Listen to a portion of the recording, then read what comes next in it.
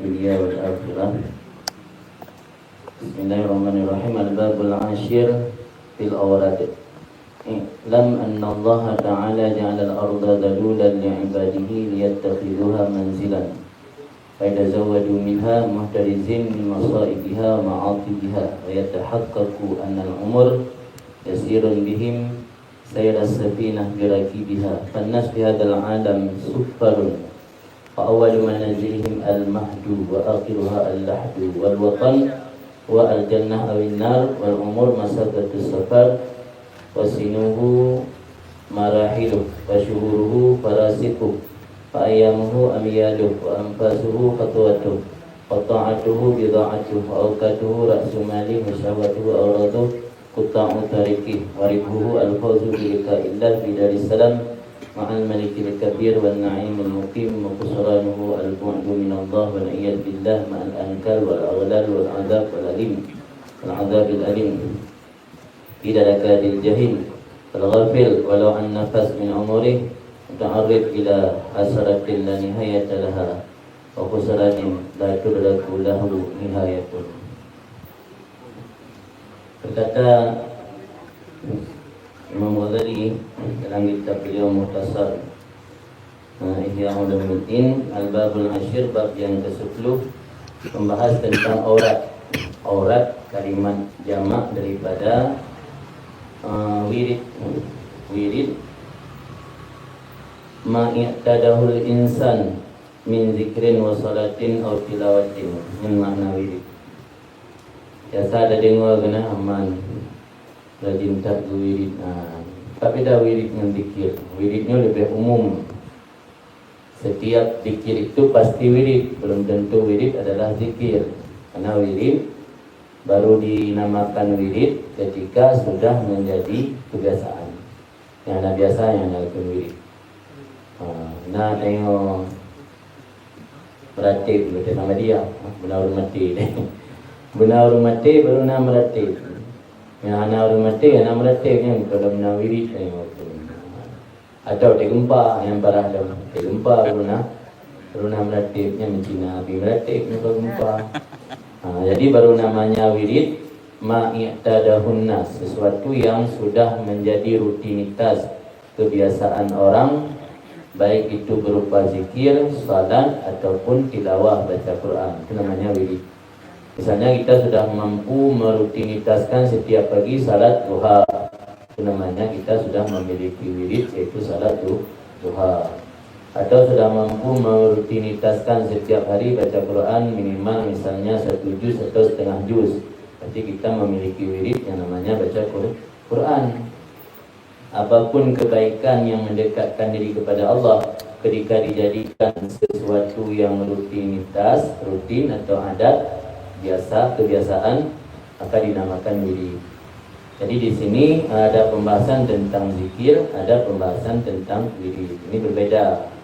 Maka pada pengajian sebelumnya kita sudah membahas tentang baca Quran, juga pembahasan tentang zikir, doa, salawat, istighfar. Walau hakikatnya satu, tapi berbeda-beda di segi maknanya. Istighfar ketika ada makna permohonan keampunan, namanya istighfar. Ketika ada permohonan agar Allah memberi rahmat kepada junjungan kita Nabi Muhammad, dinamakan salawat.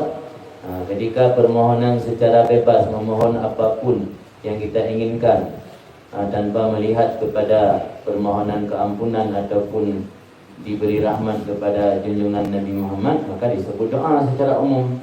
Dia hakikatnya sama. Di doa, istighfar, zikir, salawat, tasbih, tahmid, tahlil, takbir, itu semua bentuk lafaz-lafaz zikir. Ketika dilihat dari sisi makna maka berbeda nama, pada hakikatnya sama. Hari ini kita membahas tentang wirid. Ketika sudah selesai pembahasan baca Quran, masalah zikir, masalah doa, istighfar dan salawat. Hari ini pembahasan tentang wirid. Apa itu wirid? Wirid artinya rutinitas-rutinitas yang kita lakukan sehari-hari, yang merupakan media atau sarana untuk mendekatkan diri kepada Allah, dinamakan dengan wirid. Ketahui olehmu sesungguhnya Allah telah menjadi bumi ini tunduk bagi hamba-hambanya. Allah menjadikan bumi tunduk bagi hamba, maka disebut hamba khalifatun fil ard. Khalifah artinya orang yang akan memakmurkan bumi, orang yang ditugaskan Allah untuk mengelola bumi, bukan merusak. Beda dengan mengelola dengan merusak. Manusia karena kerakusannya ingin memperbanyak harta, memperkaya diri sendiri, akhirnya merusak bumi, akhirnya timbul bencana. Padahal Allah menjadikan bumi bukan untuk dirusak ataupun diobrak-abrik, tapi bumi ini ditundukkan Allah kepada hamba. Tujuannya untuk apa? Liyattakhidhuha, supaya mereka menjadikan, menggunakan bumi tersebut manzil, tempat tinggal. Coba bayangkan ketika misalnya kita menggali sebidang tanah untuk mendirikan pondasi rumah, ternyata tanah tersebut berontak, akhirnya enggak bakal kita bisa mendirikan rumah. Kenapa ketika kita menggali tanah, tanahnya tidak merontak?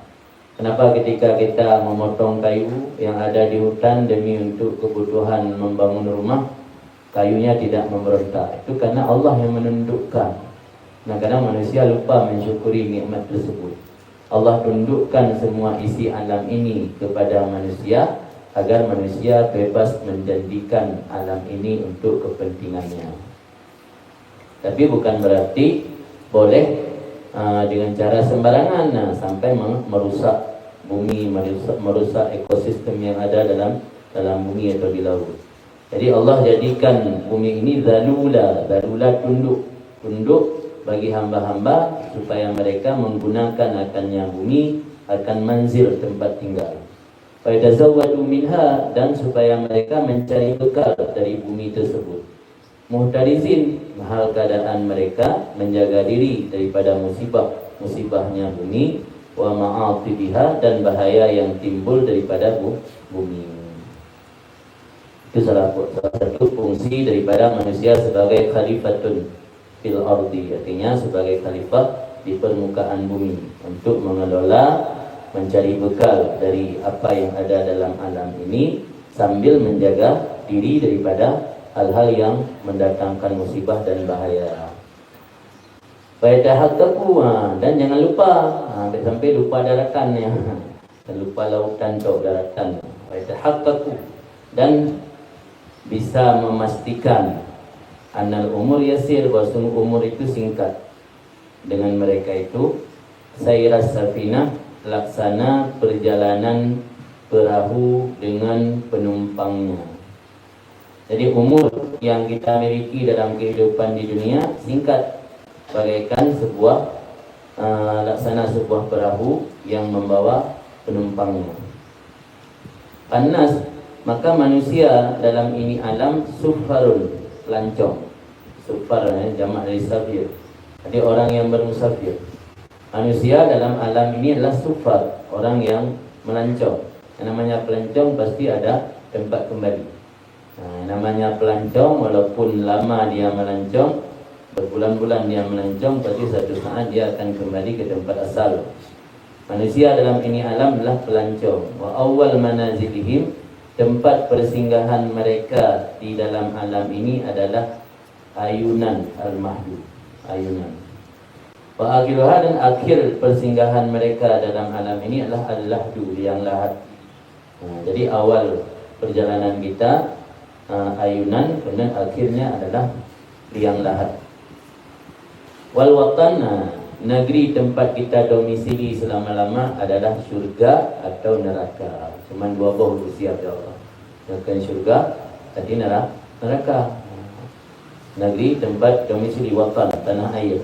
Wal umur yang kita miliki masafatus safar, itu jarak perantauan. Ada orang yang perantauannya singkat, ada orang yang perantauannya panjang. Jadi umurnya adalah kilometer. Kamalanga lut mame 10 kilometer. Lut mame merdu 10 kilometer. Lut mame sigi 60 5 kilometer, 70 kilometer. Artinya masafah, umur adalah masafah. Ada orang masafahnya singkat, hidup di dunia hanya 25 tahun, selesai, dia cepat kembali. Ada orang yang hidup di dunia 80 tahun. Lama. Ada orang yang hidup di dunia lebih lama lagi, 100 tahun. Berarti umur adalah masafah perjalanan. Wasinuhu, tahun-tahun dalam umur yang datang silih berganti, itu marahil periode atau marhalah. Maka ketika orang berulang tahun, hakikatnya dia berkurang umur, bukan panjang umur. Dia sudah mencapai marhalah, periode tertentu atau tahapan-tahapan tertentu yang semakin memendekkan perjalanannya. Wasyuhuruhu, bulan-bulan yang kita lewati dalam umur itu farsakh. Dalam istilah Arab ada namanya farsakh. Satu farsakh itu sebanyak 5 kilo. Sekitar 5 kilo lebih kurang satu farsakh. Nama ukuran, nama jarak. Nama jarak dalam bahasa Arab ada namanya farsakh. Jadi bulan itu laksana farsakh. Wa ayyamu amyaluh, hari-hari yang kita lewati dalam umur laksana mil. 1 mil itu sejauh 1,8 km. Wa anfasuh, dan nafas-nafas yang kita hembus setiap hari, khatawatuh itu langkah-langkah kita. Nafas laksana langkah. Wa ta'atuh, ketaatan yang kita lakukan sepanjang umur. Bida'atuh itu barang dagangan. Barang dagangan belum tentu dapat untung. Ada barang dalam toko tapi belum tentu dapat untung. Ketaatan adalah barang dagangan. Apakah sudah pasti untung? Belum. Kadang-kadang orang naik kelas, ada yang berdagang, nak untung dulu. Jadi kalau pasti dia tanya taat, berarti dia tak laba. Kalau nak laba yang baru nak modal.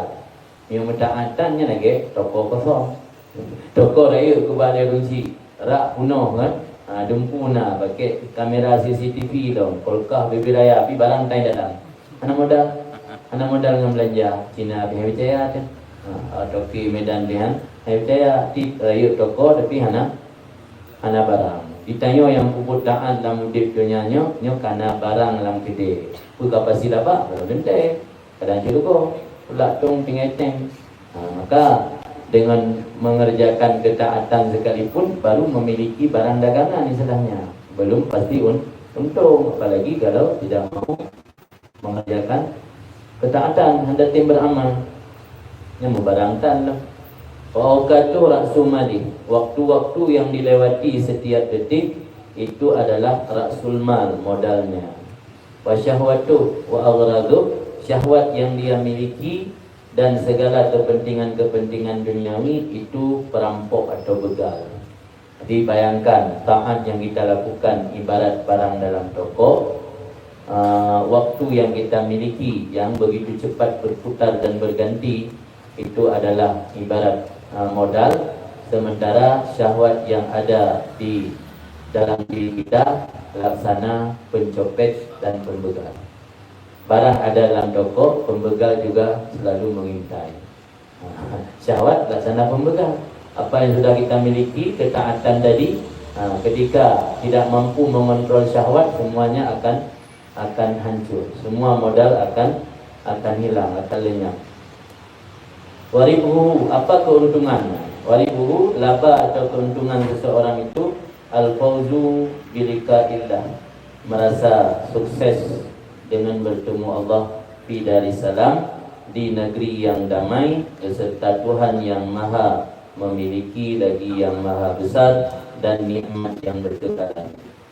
Itulah keuntungan. Kapan kita ambil keuntungan? Di akhirat. Hanya keuntungan di dunia. Di akhirat keuntungan hanya berbicara masalah ketaatan.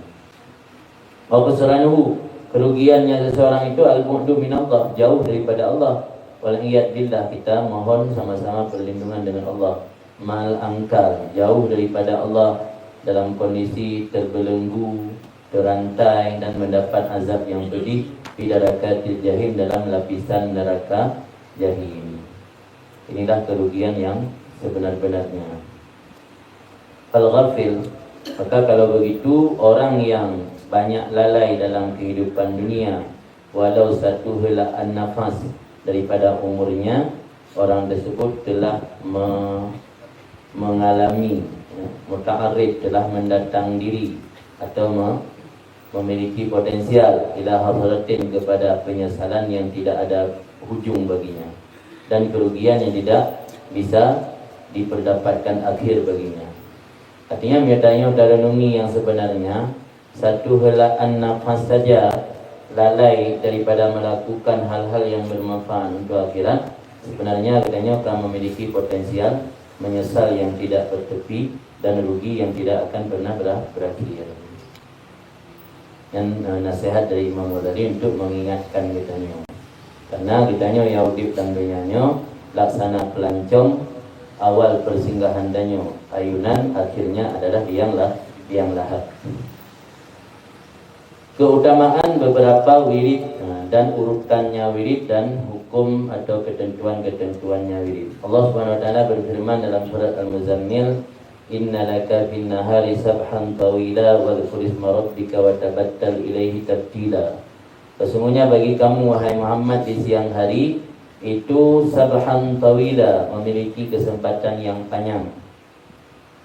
Sabhan firagan tawila, memiliki kesempatan atau waktu kosong yang panjang. Nasyid makna sabhan tawila sa'atan li qada'i hawaijika, ada kesempatan keluasan untuk menunai hajat. Maka Allah berpegat uro dan malam. Kenapa diciptakan siang dan malam? Karena siang waktu yang luas untuk memenuhi segala hajat dan kebutuhan dan. Maka Allah mengingatkan Nabi kita, ya innalaka, sesungguhnya bagi kamu wahai Muhammad, pinnahari sabhan tawila, di siang hari itu ada kesempatan yang luas, kesempatan yang cukup untuk memenuhi hajat-hajat kamu. Cuman dia kadang dah berdoa, cak uro, bergada, panjang tak uro, kan panjang, tanya ada bubannya. Tak berdoa, cak uro, atau di luhu, nohak baru dah tepi, pegang tak pegang tak menggilid. Padahal dia minum bunga kah? Kauro. Ini yang kita jaga. Wal qurisma rabbika wa tabattal ilaihi tatila, dan ingatlah nama Tuhanmu dan beribadatlah kepadanya dengan penuh ketekunan. Wa tabattal ilaihi tatila. Tabatulnya ibadat yang tekun, ibadat yang sungguh-sungguh. Maka Sayyidah Fatimah digelar dengan lakab atau sebutan Al-Batul. Al-Batul artinya orang yang beribadat tekun, sungguh-sungguh. Sebut Al-Batul. Qala ta'ala, dan Allah berfirman dalam surat Al-Insan, "Wadhkur isma rabbika bukratan wa asila." Ingatlah nama Tuhanmu di waktu pagi dan petang. Wa minal laili fasjud lahu wasabbihu lailan tawila, dan di waktu malam maka sujud baginya dan bertasbih kepadanya sepanjang malam. Artinya hari, siang hari waktu untuk memenuhi hajat dan kebutuhan, malam hari waktu untuk bersujud dan bertasbih kepada Allah. Jadi maka berpegat wate. Yang anda uro tapi anda tanda anda tandanya nahat wate untuk hak Allah, nahat wate untuk memenuhi kebutuhan dan keperluan diri sendiri. Jadi ketika Allah berpegat siang dan malam, maka kitanya bisa tertandainya kaitan mengwate untuk sujud ke Tuhan. Yang kaitan mengwate untuk minta rezeki. Wate sujud ke Tuhan, hanya minta rezeki. Wate minta rezeki tak ya, tak apa. Pun ada pegat. Wate ke pegat Tuhan minta rezeki, tak pakai minta Wate pegat Tuhan wate untuk sujud ke Tuhan, tak pakai untuk minta rezeki sampai tu pun. Di kapital Allah berdoa.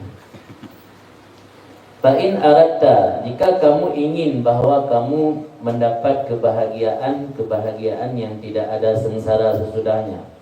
Nah, boleh bahagia baik sesaat, baik bahagia semu, baik bahagia bayangan, bahagia yang la tashka ba'daha, tidak ada syakawa, tidak ada sengsara sesudahnya bahagia. Pastau'im, lebih tip atau resep. Tiba resep yang boleh berbahagia yang tidak ada sengsara sesudahnya. Bahagia auditnya bahagia sesaat. Bahagia orang cok kredit pak bank. Lihat sekai kan? Ini enggak rumah-rumah yang genik mati dengan bahagia kayak saya cok pulang. Yang berarti bahagia yang ba'daha syika. Bahagia yang sesudahnya sengsara. kan sengsara membawa nikmat ya. Nikmat membawa sengsara. Nikmat tentunya nikmat membawa sengsara. Yang pelik bahagia yang hana membawa kepada sengsara, bahagia yang la tashka pandaha, tidak ada sengsara sesudahnya. Fastau'id, maka isilah seluruh hari-harimu dan malammu dengan jalan ketaatan. Ketika menyebut lafaz taat bukan berarti harus di atas sajadah melulu. Ketika disebut taat bukan berarti harus di masjid dan buka Quran melulu. Taatnya boleh dalam arti berinteraksi dengan Allah, boleh berinteraksi dengan manusia, tapi dengan tujuan untuk jalan yang diridhai Allah. Itu juga taat. Jadi dia kata taat masih dalam masjid tapi masih ada udah putar bong sabah tapi kan masjid mat bong sabah taat. Tanya dah pupuk kebaikan, tak mengajar, tak mekat, pemanda yang dah lakukan aktivitas sehari-hari katanya dengan niat yang betul, terjauhi hal-hal yang bisa mendatangkan murka Allah, itu juga bahagian daripada ketaatan. Katanya boleh mendapatkan bahagia yang tidak sengsara sesudahnya. Istau'id. Istau'idnya secara harfiah makna istau'aba keabih. Isti'ab dan melengkapi dapat habis. Fastau'id, maka isilah seluruh hari-harimu dan malammu dengan ketaatan. Fa'inna sayyidal mursalin, karena sesungguhnya junjungan para rasul Nabi Muhammad SAW, ma'an Allah Ta'ala qad ghafara lahu, padahal Allah telah mengampuni baginya apa yang terdahulu dari dosa dan apa yang datang kemudian. Umira bidzalik, diperintahkan dengan demikian. Rasul kagak jamin surga di Allah. Rasul kagak proteksi di Allah hana terjadi kesalahan dan dosa bagainya. Tapi perintah di Allah wa tabattal ilaihi tabtila. Wa dzkur wal isma rabbika bukratan wa asila. Yang ke Rasul, dum Rasul manusia sempurna, manusia yang dijamin surga di Allah, manusia yang kagak hapus segala kesalahan dan dosa di Allah. Diperintah untuk melakukan taat sepanjang hari dan malam. Fa anta bil mudawama ahqqu, kamu wahai manusia dengan menekuni ketaatan itu lebih pantas. Rasul yang kagak jamin surga di Allah ditekuni si ketaatan. Tanya orang yang nak jamin, selalu je lebih berhak tanya tekuni. Istilah ni punya terfikir secara logika, Rasul ada bolong dia ke karena kali jamin. Tanya Saruji bertekun sebab hendak jamin. Ini sebalik ni Rasul yang kali jamin hantam bolong daripada melakukan ketaatan. Tanya sebalik ni sering bolong-bolong. Wa amruka alal khatar, kondisi kamu sebenarnya mengkhawatirkan, kata Imam tadi. Tanya dalam kondisi hendak pasti tau. Budaya min ahli syaqawah, naudzubillah, dan min ahli sa'adah. Anda pasti lauditnya, karena memandung al-ibaratu bil khawatim, yang dilihat itu di akhirnya bukan di awal.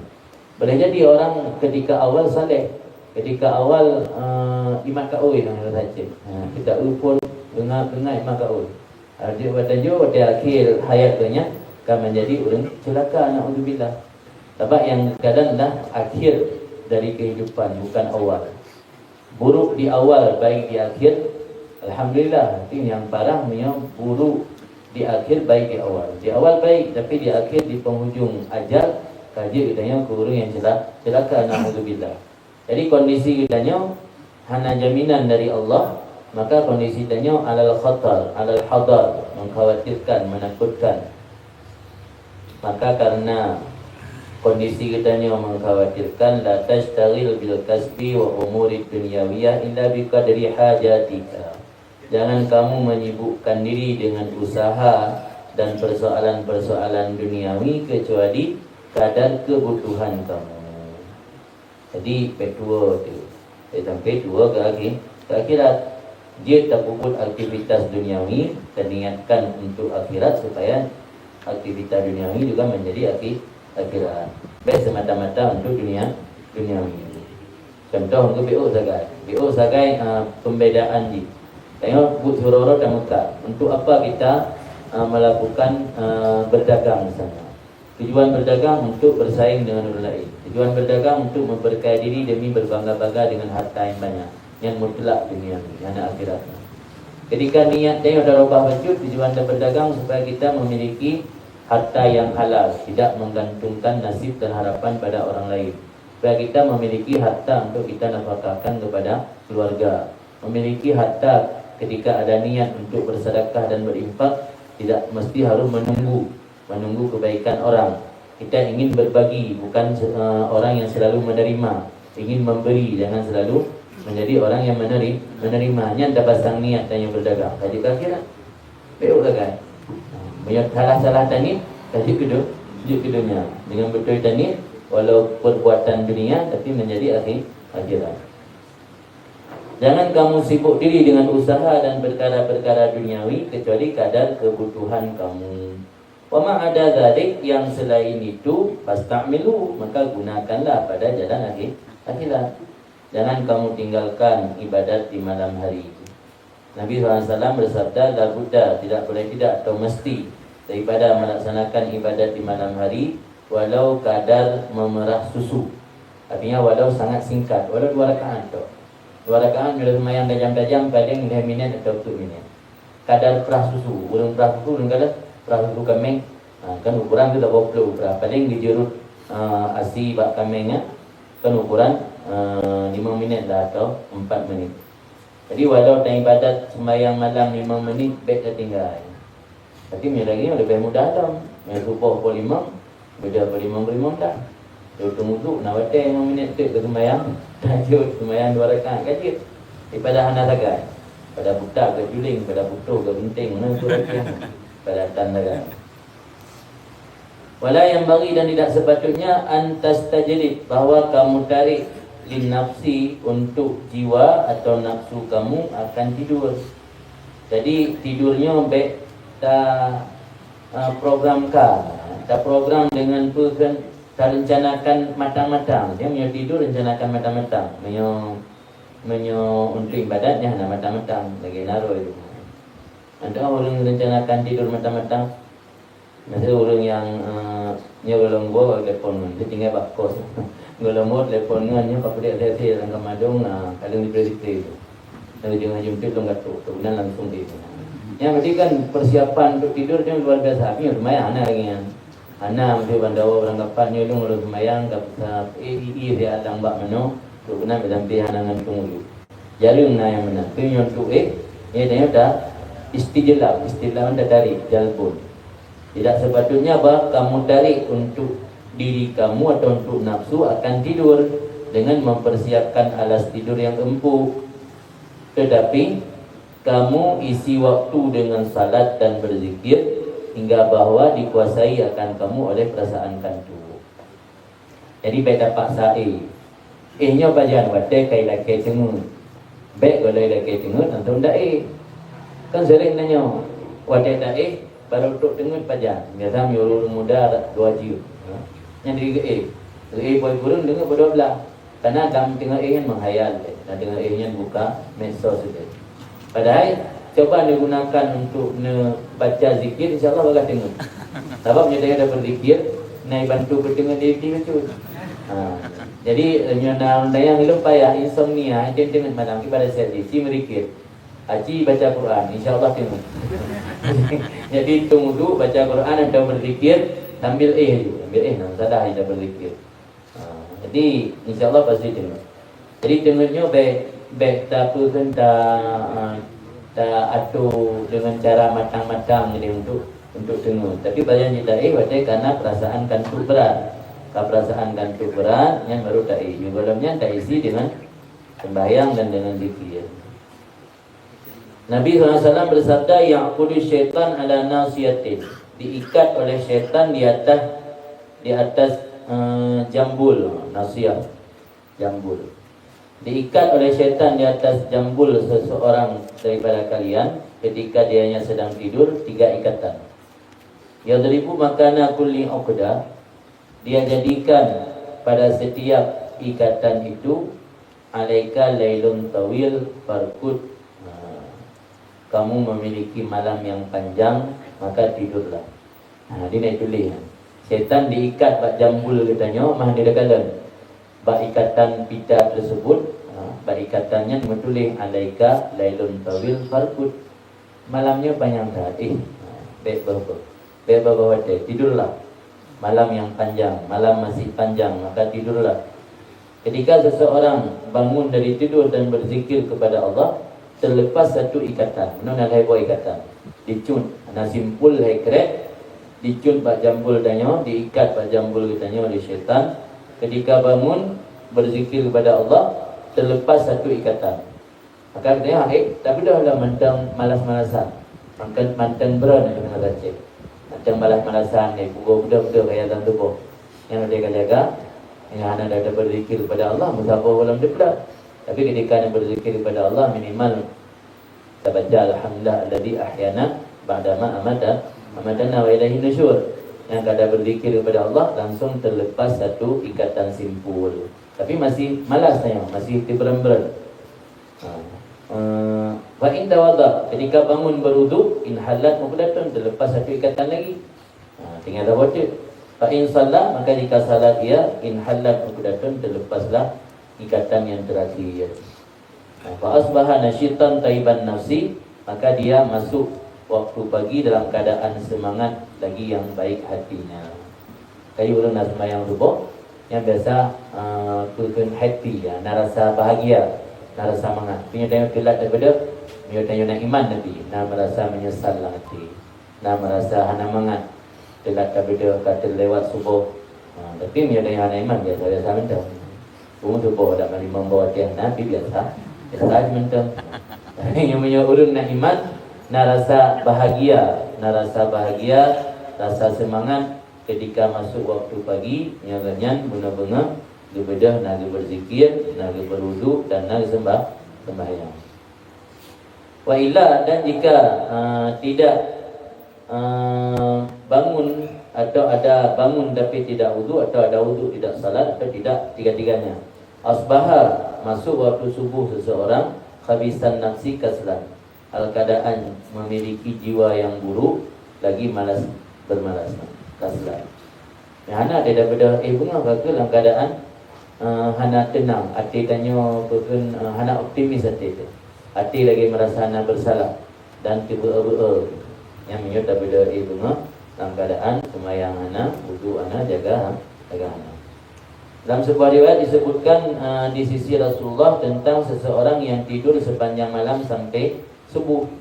Nah orang malam sampai subuh. Nah orang cerita pada Rasul, wahai Rasulullah, ada seseorang tidur sepanjang malam sampai pagi. Apa komentar Rasulullah? Zaka bala syaitan fi uzuni. Orang itu telah dikencingi oleh syaitan dalam telinganya. Tanya punya tak beda, baru tak beda pada subuh. Yang beda subuh dia nak tahajud. Yang beda sampai yang subuh, yang berarti kaitungi syaitan dalam dunia. Wakalan Nabi dan Nabi SAW bersabda, 2 rakaat yang rukuk seorang hamba di tengah malam lebih baik baginya daripada dunia dan apa yang ada dalam dunia. Seandainya bukan bahawa aku memberat-beratkan kepada umatku, aku wajib akan 2 rakaat tersebut atas mereka itu. Jadi Rasulullah memiliki sifat kasih sayang, welas kasih yang luar biasa untuk umat. Sehingga untuk pribadi beliau sembahyang tahajud wajib, sembahyang duha wajib, kurban wajib, bersiwak wajib. Tapi untuk umat lebih hukum sunat, lebih hukum wajib. Tandanya aku bukan merasa mempersulit umatku, aku wajibkan salat 2 rakaat di tengah malam, artinya salat tahajud. Tapi karena Rasulullah mengingat sayang beliau kepada umat, baik memberatkan sembahyang membawa tem dan rasa-rasanya dalam haid kubut belum dari wajib tahajud. Maka Rasulullah nak wajib ke umat, walau untuk pribadi beliau wajib. Bayanul layali wal ayyam fadilah. Ini penjelasan tentang malam-malam dan hari-hari yang istimewa. InsyaAllah termasuk hari istimewa besok, hari Asyura. Karena dalam hari Asyura memiliki sejarah yang sangat penting, yaitu Allah selamatkan para nabi-nabi dahulu termasuk Nabi Musa, dan Allah beri jaminan keampunan dosa kepada Nabi kita Nabi Muhammad. Itu semua terjadi pada hari Asyura. Selamat Nabi Nuh pada hari Asyura, selamat Nabi Musa dari kejaran Fir'aun pada hari Asyura. Selamat Nabi Yunus dari ditelan oleh ikan paus juga pada hari Asyura. Selamat Nabi Ibrahim dari hukuman dibakar oleh tentara Namrud juga pada hari Asyura. Banyak peristiwa-peristiwa mulia terjadi pada hari Asyura, maka hari Asyura termasuk hari yang memiliki keutamaan. Malam dan hari-hari yang memiliki keutamaan. Wal ayyam qad sabaka dzikruha. Hari-hari yang memiliki keutamaan telah dijelaskan sebelumnya. Adapun malam-malam yang memiliki keutamaan ada 15 malam. Yang pertama autar al-ashril akhir min Ramadan. Malam-malam utama yang pertama malam-malam ganjil 10 akhir dari Ramadan. Malam 21 Ramadan, malam 23 Ramadan, malam 25 Ramadan, malam 27 Ramadan, malam 29 Ramadan. Malam-malam ganjil daripada 10 akhir Ramadan itu malam-malam utama. Yang kedua, malam utama malam 27 daripada Ramadan. Malam 27 Ramadan juga termasuk Ramadan, malam utama. Maka dianya malam 27 itu malam yang terang, Yaumul Furqan, pada hari Furqan. Itu hari terjadi pembedaan antara mana yang hak dan batil. Hari bertemu dua kelompok besar yang berperang, yaitu pada peristiwa peperangan Badar. Ini ada khilafiyah ulama. Ada yang mengatakan peperangan Badar terjadi pada 17 Ramadan. Ada riwayat yang mengatakan 17 sama 27. Lailah Sabi Asyar, malam 17 daripada Ramadan, termasuk malam utama.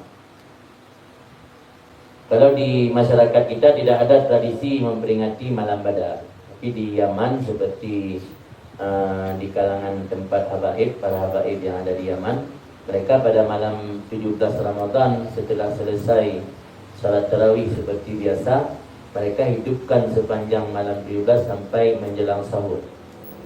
Jadi nak kegiatan acaranya. Acaranya diisi dengan ceramah untuk menumbuhkan semangat kembali umat Islam.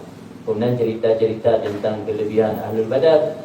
Kemudian syair-syair dan qasidah yang dibaca sepanjang malam yang menceritakan tentang kelebihan Ahlul Badar. Ahlul Badar, sahabat yang terlibat dalam peperangan Badar sebanyak 113 orang. Contoh dari belahnya Ghazi Rasulullah. Kedudukan Ahlul Badar di sisi Allah min afdalil khalqi ba'dar rusul, makhluk paling utama sesudah para nabi. Sesudah para nabi, makhluk paling utama adalah Ahlul Badar. Kita sering mendengar salawat Badar, bi Ahlul Badri ya Allah. Salawat Badar itu salawat tawasul dengan Ahlul Badar. Jadi walau di tempat kita tidak ada tradisi menghidupkan malam 17 Ramadan, tapi ketahuilah malam tersebut termasuk malam-malam yang memiliki keutamaan dan kemuliaan. Amal layalil akhar, adapun malam-malam yang lain yang memiliki keutamaan, pertama malam 1 daripada bulan Muharram. Nak lewat sih.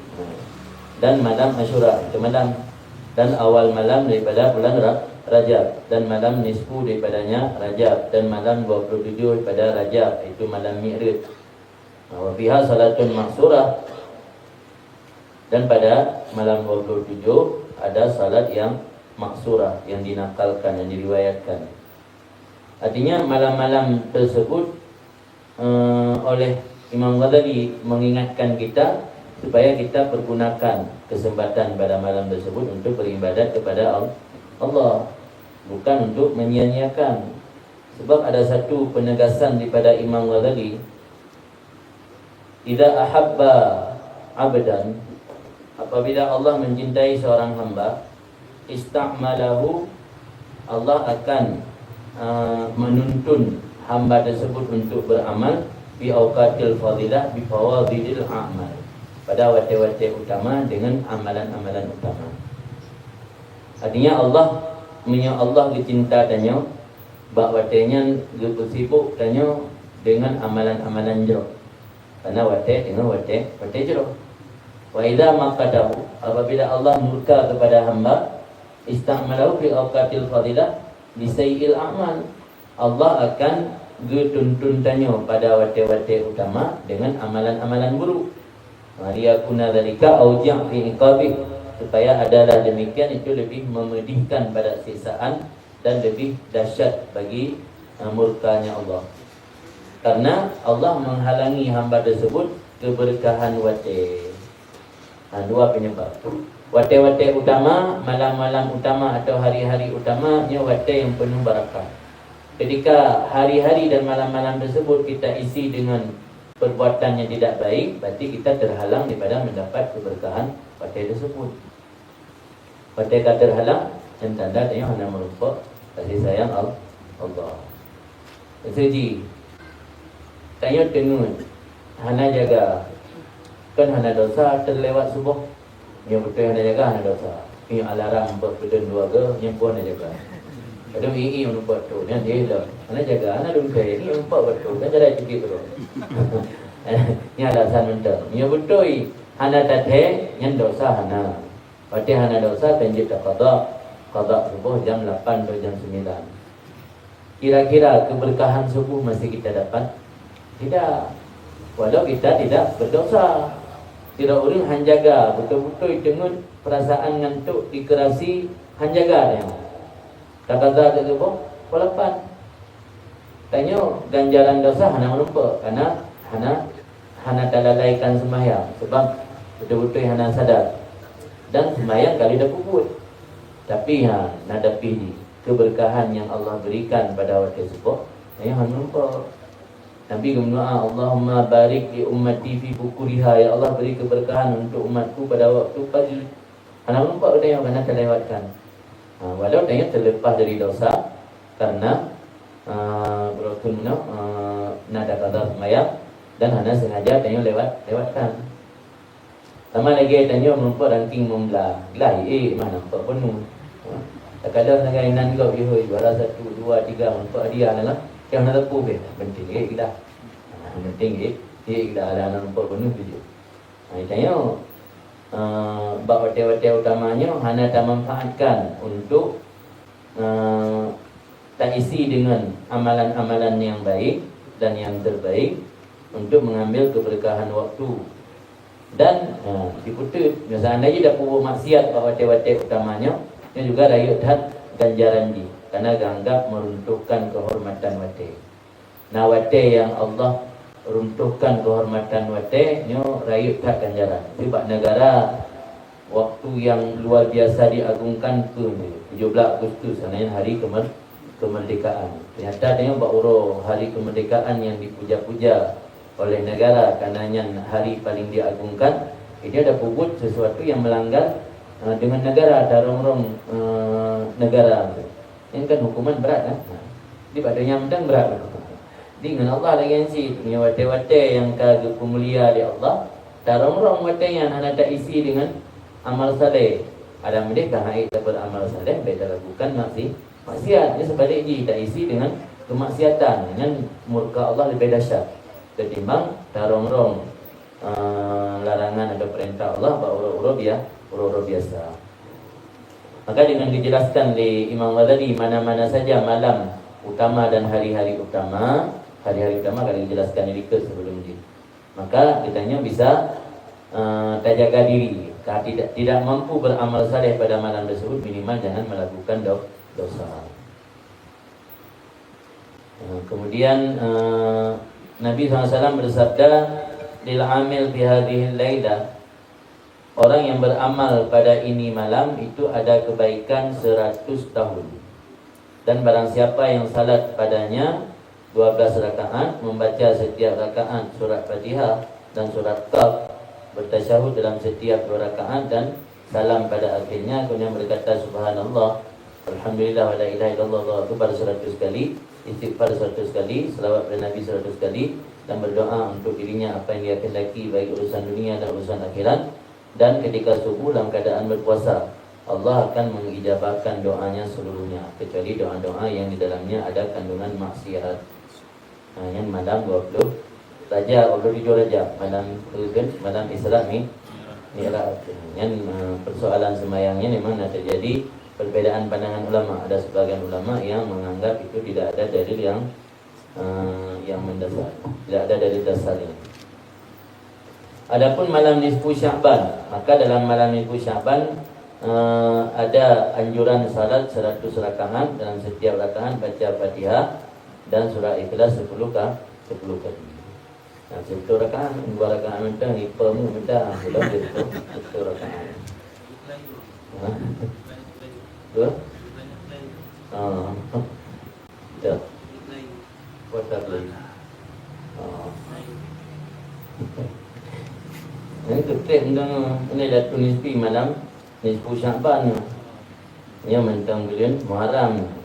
Berarti yang mendekati malam Asyura. Malam Asyura nanti malam, karena besok hari ke-10 Muharram. Nanti malam Asyura termasuk malam-malam yang memiliki keutamaan. Wa istahabu ala khusus, dan disunatkan secara khusus menghidupkan 2 malam hari raya.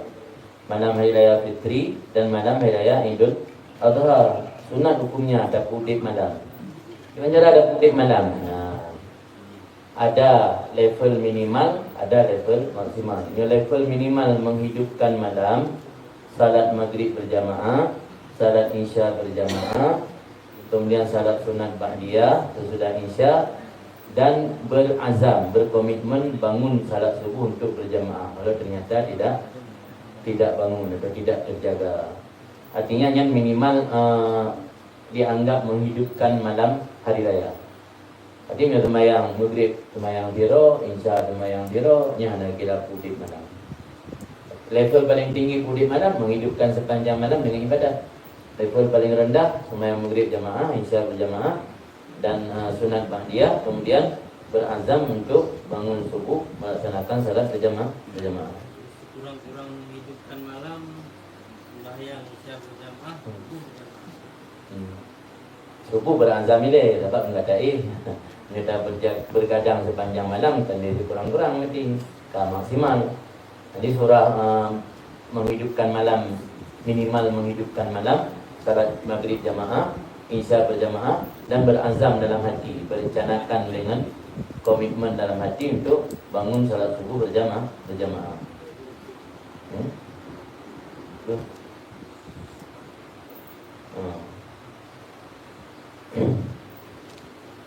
Qala alaihi salatu wassalam, bersabda Nabi alaihi salatu wassalam, man ahya lailatal idin lam yamut qalbuhu yawma tamutul qulub. Barang siapa yang menghidupkan 2 malam hari raya Idul Fitri dan hari raya Idul Adha, niscaya tidak matilah hatinya pada hari di mana banyak hati manusia mati. Artinya hari yang mati hati manusia maksudnya hari kiamat atau hari mahsyar. Ketika pada hari-hari tersebut banyak orang yang walaupun orang cerdas sekalipun ketika di dunia, tapi pada hari-hari tersebut semua akan bingung,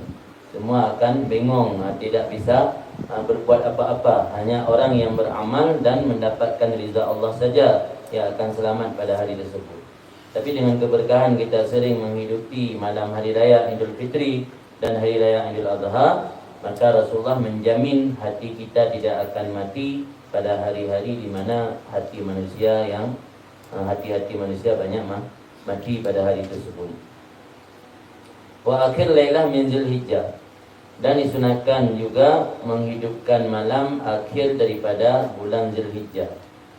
Maksud akhir bulan Zulhijjah artinya malam terakhir di penghujung tahun. Jadi awal Muharram awal tahun, akhir Zulhijjah akhir tahun. Maka ada doa akhir tahun, ada doa awal tahun. Doa awal tahun dibaca ketika masuk malam Muharram, doa akhir tahun dibaca setelah asar hari tanggal 30 Zulhijjah. Wa fiha fadlun azim, dan pada malam-malam tersebut itu ada keutamaan yang agung, keutamaan yang besar. Ini di antara malam-malam yang memiliki fadilah, keutamaan yang luar biasa. Artinya dalam agama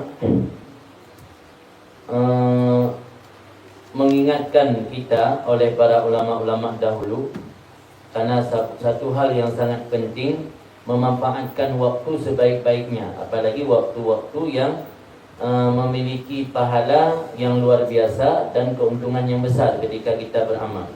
Sama seperti orang berdagang. Orang berdagang dagangannya padahal warung kopi, tapi ketika jelang ketika musim lebaran, dia ada satu lapak Islam saja, buka lapak untuk jualan mercon, jualan mainan. Tak apa, karena dia mau mencari untung sebanyak-banyaknya, momen kesempatan. Ada momen-momen tertentu, kadang-kadang penjualan mainan anak-anak tinggi. Ada momen-momen tertentu penjualan pakaian bekas tinggi. Ada momen tertentu penjualan sembako tinggi. Jadi orang yang pintar mencari keuntungan, dia akan memanfaatkan momen-momen tersebut. Demikian juga dalam beribadat kepada Allah, mencari keuntungan untuk akhirat. Kita akan memanfaatkan momen kesempatan di mana Allah memberi keutamaan yang luar biasa bagi orang-orang yang beramal pada waktu-waktu tertentu. Seperti 10 akhir Ramadan, di malam-malam ganjil, kemudian malam Nisfu Sya'ban, malam 1 Rajab, malam Ashura, dan malam-malam yang lain yang telah dijelaskan sebelumnya. Selesai. Nah, pertanyaan silakan. Ya, para jemaah yang ingin bertanya disilakan. Ini ada pertanyaan satu Abi. Pertanyaan dari Rawi A. Tulisan dalam bahasa Aceh, mungkin nanti bisa Abi terjemahkan. Assalamualaikum Abi. Jadi Abi nyona calon lincu, tapi lincunya praktek ibadah kesehari-hari kan lagi yang tamuno umum bak tanyo dalam kurung Imam Syafi'i. Hom pumadhab pakai. Kira-kira puji tajok kelito ulunnya. Jadi yang bertanya puji tajok kelito. Pertama, dalam konteks zaman sekarang, orang baru memiliki indikator dia berada di atas jalan kebenaran tidak cukup dengan Islam saja. Karena orang Syiah juga mengaku diri orang Islam. Semua orang mengaku diri Islam. Kalau zaman Rasulullah, cukup antum Muslim, selesai. Kamu Islam, selesai, aman dia. Kalau masa Rasulullah. Kalau sekarang setelah orang mengaku diri Muslim, harus ditanya lagi, kamu Sunni, Ahlussunnah atau bukan? Setelah dia jawab saya Ahlussunnah, baru tanya lagi, kamu bermazhab dengan salah satu mazhab yang bisa dijadikan pegangan ataupun tidak? Atau salah satu daripada mazhab yang 4? Diakui saya bermazhab. Setelah diakui mazhab, harus tanya lagi, kamu berakidah Maturidiyah atau Asy'ariyah, atau kamu mencintai Sufi atau tidak? Tadi teori. Ada 5 pertanyaan yang harus ditanyakan dalam konteks sekarang, baru kita bisa menilai, oh orang ini berada di atas keyakinan mayoritas umat Muslim. Tapi kalau sekedar melihat secara zahir dia Muslim, belum bisa kita pastikan, karena semua orang mengaku diri Muslim. Orang Syiah juga mengaku diri Muslim. Jadi bila calon mempelai lelaki tadi dia Muslim yang bermazhab walau di luar mazhab Syafi'i, itu masih bisa kita terima. Tapi kalau seandainya kita ragu, kan bisa ditanyakan dulu. Karena salah satu hak yang dimiliki oleh seorang wali sebelum menikahkan putrinya untuk sang calon suami, yaitu kafa'ah. Kafa'ah menilai kesetaraan antara pasangan perempuan dengan lelaki. Kesetaraan atau memiliki level yang sama, itu namanya kafa'ah. Kafa'ah ini hak ayah, bukan hak darah baru. Darah baru karena dia sudah cinta mati sama orang, sama lelaki yang dia cintai, walaupun gila pun dia mau. Walaupun orang gila pun dia mau. Orang tidak pernah salat pun dia pasti mau. Jadi yang nanti akan menanggung malu adalah orang tuanya. Maka kafa'ah hak wali. Hak wali untuk menyetujui apakah lelaki tersebut layak masuk dalam keluarganya atau tidak. Jadi disebut hak kafa'ah. Tapi kafa'ah bukan kewajiban, hak. Yang namanya hak boleh diabaikan. Misalnya wali sudah setuju, yang penting mantu dia orang Muslim, walaupun dia tidak paham agama, penting Islam, selesai.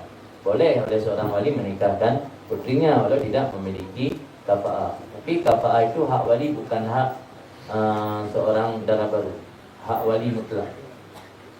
Termasuk tidak kafa'ah anak seorang pedagang dengan anak seorang guru agama misalnya. Ini tidak kafa'ah dalam agama. Seandainya orang tua tetap menyetujui, berarti dia mengabaikan hak kafa'ah.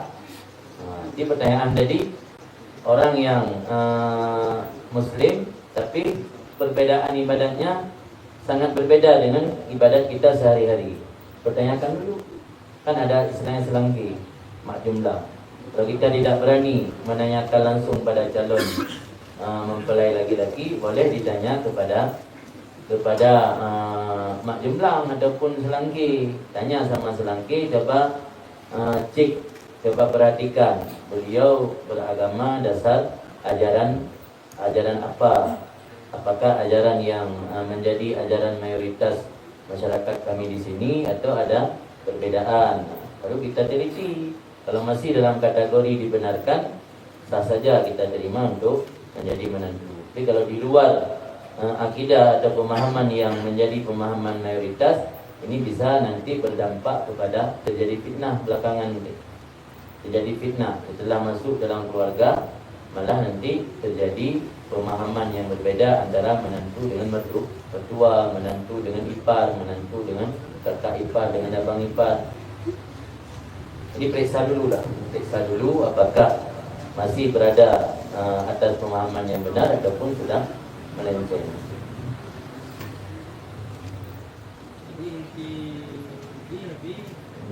Intinya berarti kalau secara pandangan zahir, yang ini kayaknya pertanyaan ini langsung dari si perempuan tersebut. Jadi dia melihat calon yang menjadi bahan pertimbangan dia memang dari apa yang dia pelajari itu sangat jauh praktek. Sehingga ini dia mohon pertimbangan karena mungkin kan sudah ada ketertarikan sedikit ya. Inna hadzal ilma dinun fanduru amman ta'khudhu dinakum. Sesungguhnya ilmu ini adalah agama, maka kamu perhatikan dari siapa kamu mengambilnya. Ketika kita sanksi terhadap perilaku amalan calon pasangan, minimal kita tanya siapa guru beliau. Kamu belajar dari mana? Paham ilmu agama di mana? Oh, saya baca buku. Tanya lagi, siapa yang nulis, siapa yang karang buku tersebut, kan bisa dicek. Sekarang gampang untuk ceknya, tinggal googling saja. Googling dari mana, buku apa yang dia baca, siapa penulis buku tersebut. Kita bisa melihat sanad ilmu. Sanad ilmu artinya mata rantai, jenjang ilmu atau mata rantai ilmu yang beliau amalkan. Minimal kita tahu ini bermuara ke mana. Oh, ini masih dalam kategori benar. Oh, ini terjadi penyimpangan-penyimpangan. Jangan nanti ketika kita periksa guru dari calon kita tadi, malah gurunya bukan di kalangan manusia, bisa saja bangsa jin nanti gurunya. Jadi jangan semata-mata melihat tampang atau zahir orang berilmu langsung kita yakini. Tadi al-ilmu al-isnad minad din laulal isnad laqala man syaa ma syaa. Dalam agama Islam, khususnya ilmu syariat, ini berbeda dengan ilmu umum. Kalau ilmu umum orang bisa belajar secara otodidak. Tapi kalau ilmu agama harus memiliki mata rantai, harus ada sanad. Minimal kita tahu guru kita punya guru dan guru beliau punya guru lagi. Minimal 2 orang atau 3 orang ke atas kita tahu walaupun tidak pernah berjumpa.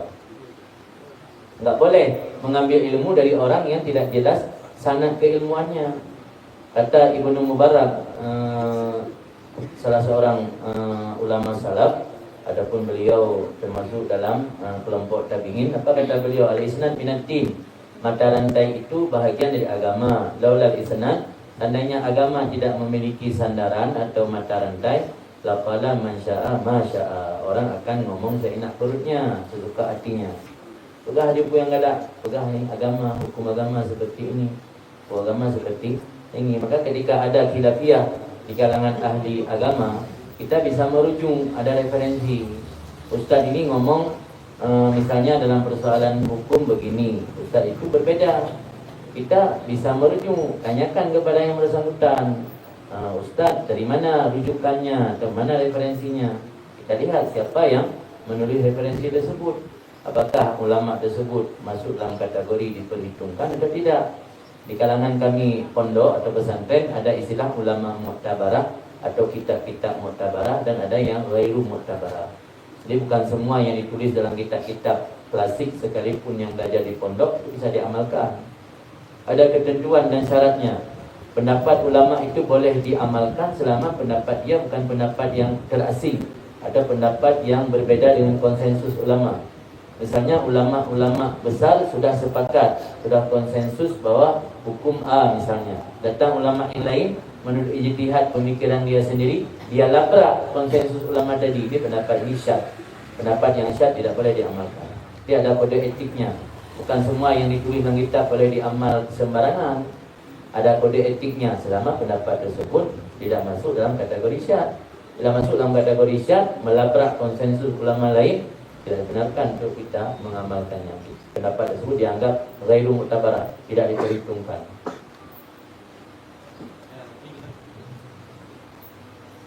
Assalamualaikum warahmatullahi wabarakatuh. Waalaikumsalam. Pertama kali kami juga memberikan kesempatan dari RI untuk kepada seluruh anak-anak kami dari kampus, jangan segan-segan. Apapun problem hari ini kesempatannya sangat istimewa. Kita berjumpa dengan guru kita yang mulia dan bersemangat untuk bisa menanyakan semua masalah, semua problem yang terganjal di dalam pikiran ini. Tapi kami ingin menanyakan tentang masalah puasa Asyura. Jadi bagaimana kita ketahui bersama yang bahwa besok termasuk hari yang sangat mulia, sebagaimana telah kita belajar tadi, hari-hari yang fadilah. Mengenai masalah puasa, ini sudah lumrah di dalam masyarakat, bahkan kami tokoh-tokoh dalam masyarakat selalu ada undangan, khususnya di hari Asyura, baik acara pesta perkawinan, bahkan jauh-jauh hari sebelum bulan Muharram sudah ada undangan. Jadi bagaimana kita mencari solusi terhadap masalah puasa agar puasa kita sah dan mendapat pahala, atau juga bisa mencari solusi agar yang mempunyai hajat yang mengundang kita juga bisa terpenuhi hajatnya. Ini masalahnya begini ya, Bi. Seandainya kita memenuhi undangan, jadi otomatis niat kita tidak jazam lagi. Sedangkan dalam masalah puasa, untuk sahnya puasa niatnya harus jazam, benar-benar tidak puasa. Logikanya kalau kita ada memenuhi undangan bahkan jauh-jauh hari sebelum ini, nyo menyatakan puasa, jika puasa niat dengan jazam li, pasti menyatakan undangan, pasti tidak akan makan ataupun berbuka. Ini bagaimana kira-kira solusinya? Apakah kita berpuasa dengan niat kita sudah nggak pasti lagi, nggak jazam lagi, nggak yakin lagi untuk berpuasa, karena otomatis pasti kita berbuka? Atau bagaimana ada solusi yang lebih efektif di dalam masalah hal puasa dan undangan tersebut? Ya, assalamualaikum. Terima kasih. Sebenarnya hukum wajib memenuhi undangan itu bukan wajib makan, wajib memenuhi undangan untuk menyenangkan tuan rumah yang mengundang kita, bukan wajib makan. Tidak ada dalam kitab wajib makan. Tapi ketika tuan rumah merasa tidak senang dengan kehadiran kita tanpa kita mencicipi makanannya, demi untuk menyenangkan tuan rumah, maka kita dianjurkan berbuka puasa. Pahala puasa dapat, pahala menyenangkan orang juga dapat. Artinya ketika niat di waktu makan sahur, niatnya sudah jazam. Mana niat yang jazam? Niat yang memiliki komitmen yang kuat. Jangan ketika niat puasa masih ragu-ragu, ini besok kita lanjut puasa atau puasa setengah hari, atau puasa aja dulu besok kita buka. Ini belum jazam namanya. Baru jazam niat ketika kita secara konkret meniat atau berniat untuk melakukan puasa esok hari. Dengan punya keinginan menghadiri undangan, tidak bertabrakan dengan komitmen niat puasa. Sebab tidak ada kewajiban makan, wajib hadir di acara undangan tersebut untuk memenuhi undangan tuan rumah, demi untuk menyenangkan hati beliau, silaturahmi ke tempat beliau. Barangkali kita sudah lama tidak hadir ke tempat beliau, mesti harus diundang dulu baru hadir. Jadi tidak ada kewajiban mesti harus makan. Berarti tidak ada pertentangan nih. Niat tetap jazam, ke kenduri atau walimah tetap hadir. Apalagi kalau tuan rumah tersebut orang yang paham agama, tahu hari Ashura banyak orang berpuasa, dia SMS nanti, ni tunggu datang sore biar sekaligus buka puasa. Lebih kata lagi kan? Tu orang yang undang dia kurang paham agama, orang yang datang pun kurang paham agama, sama-sama kurang paham. Ke akhirnya salah paham. Ya, ada yang lain? Adik-adik, mahasiswa, mahasiswi, ibu-ibu, silakan.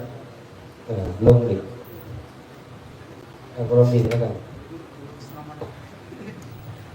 Assalamualaikum warahmatullahi wabarakatuh. Abi dan jamaah yang dirahmati Allah. Nyoba dan kembali kepada bab masalah zikir kuno.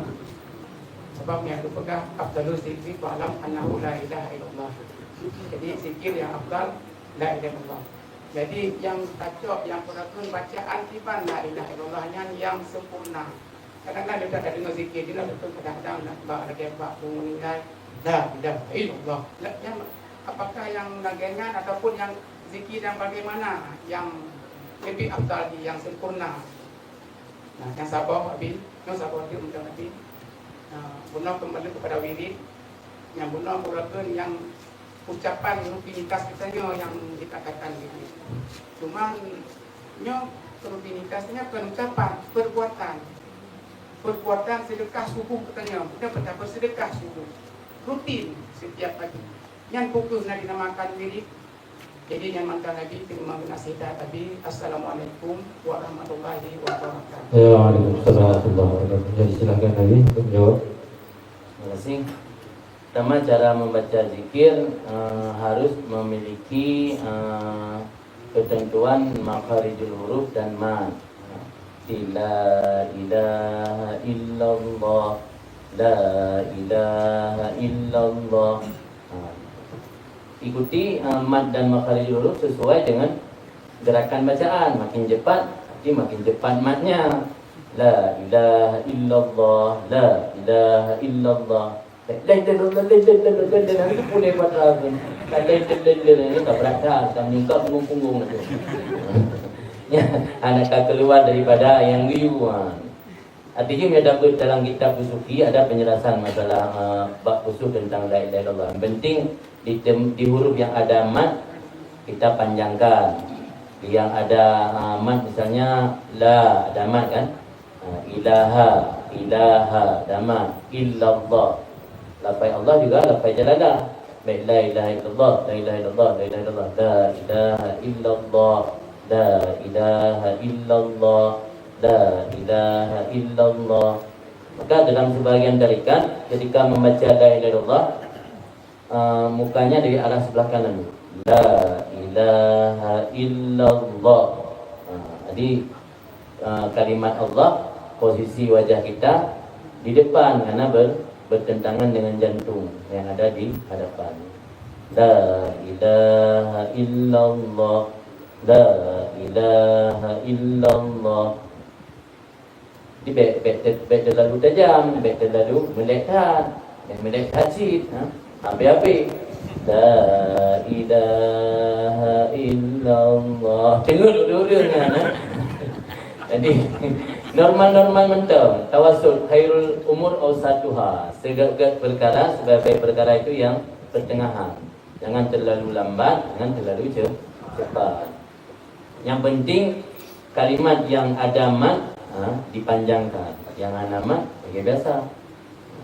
Jadi intinya yang panjang dipanjangkan, yang tasdid distasdidkan. Pertanyaan yang kedua lagi. Wirid.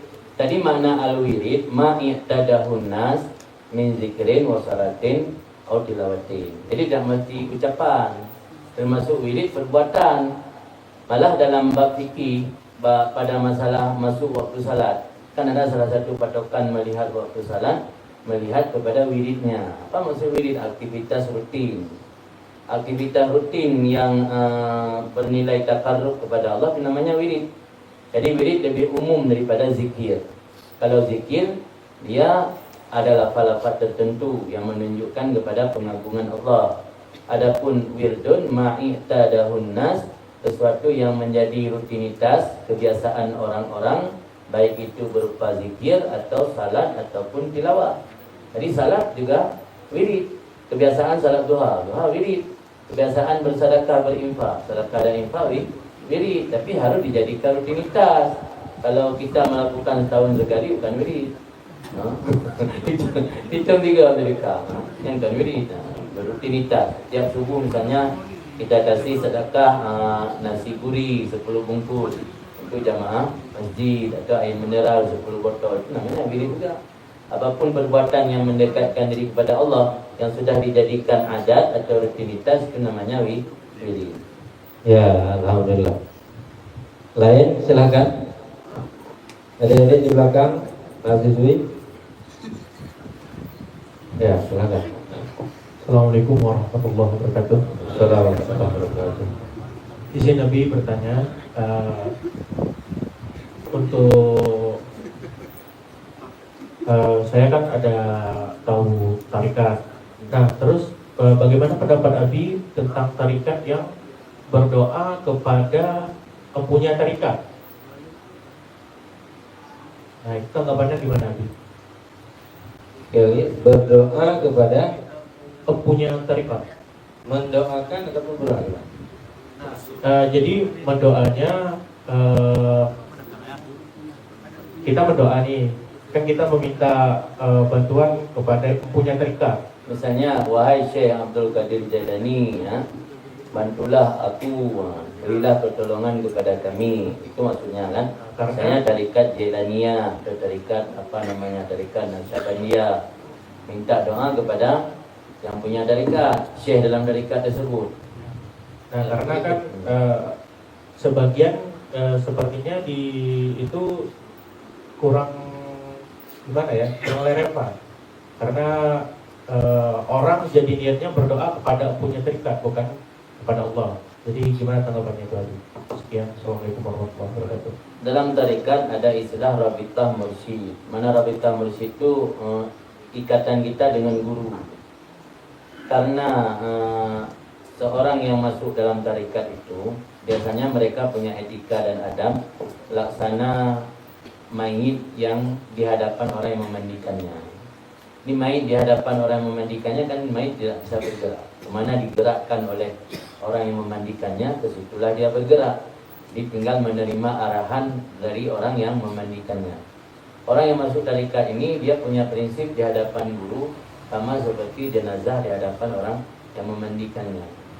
Maka Rabitah Mursyid, ikatan antara orang yang masuk dalam tarikat dengan mursyidnya, sebenarnya ikatan tersebut untuk menghubungkan ia dengan Allah. Karena kalau kita suruh sama orang yang masuk tarikat, ini kalau ibadat ingat Tuhan, ya nggak bisa. Gimana ingat Tuhan? Saya belum pernah melihat Tuhan. Tapi kalau ingat guru, kalau guru dia takut.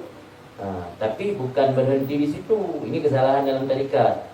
Kadang-kadang orang masuk tarikat berhenti sampai mati, dia ingat guru terus. Akhirnya lupa ingat Allah. Padahal ingat guru tersebut untuk memancing kita untuk ingat kepada Allah. Tujuannya ingat Allah, bukan ingat guru. Sama seperti ketika kita tidak bisa menangis waktu baca Al-Quran, kita bayang yang membuat kita bisa menangis. Apa misalnya? Putus pacar, atau mati ditinggalkan orang tua. Meninggal orang tua, apa yang paling membuat kita bisa menangis? Misalnya meninggal orang tua, itu yang paling bisa.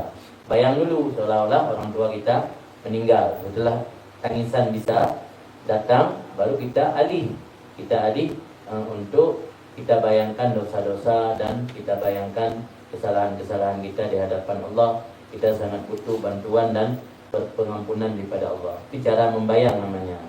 Artinya tidak bisa spontan langsung ketika kita ingat dosa, karena hati sudah keras membuat kita bisa menangis. Tapi bayang dulu perkara lain yang membuat kita gampang menangis, kemudian baru kita alihkan.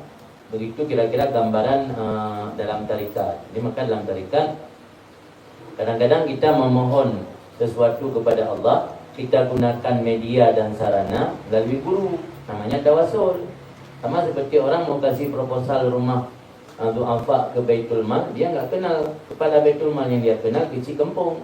Ya, titip sama kecil kampung, Pak Kecil, tolong titip proposal saya sama kepada Baitul Mal. Saya butuh bantuan. Ini namanya tawasul, wasilah. Wasilah itu artinya menjadikan perantara.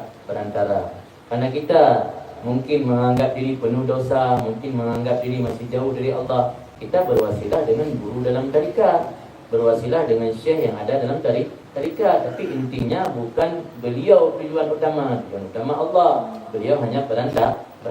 Ini masih benar. Kalau menjadikan beliau tujuan utama, mengabaikan Allah, ini salah dalam tarikat. Maka ada sebagian tarikat itu terjadi penyimpangan. Dan malah tarikat-tarikat tersebut pada awal benar, banyak terjadi penyimpangan di generasi sesudahnya.